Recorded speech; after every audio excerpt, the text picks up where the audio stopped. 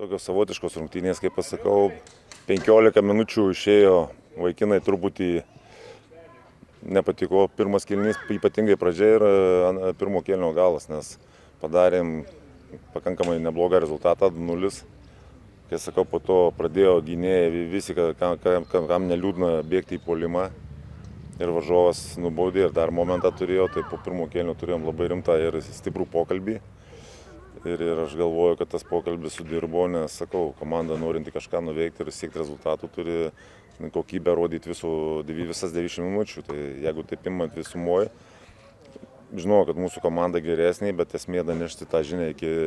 žaidėjų ne visą laiką trenerių išeina, ypatingai kai daug jaunų žaidėjų ir norėjosi iš patyrusių žaidėjų, kad truputį tos ramybės įneštų pačių rungtynių eigoje, bet šiaip tai sakau, ačiū Tauragės fanams, kur tą energiją skleidė iš tribūnų labai gerą ir ačiū žaidėjams, kurie sugebėjo transformuotis į gerą pusę ir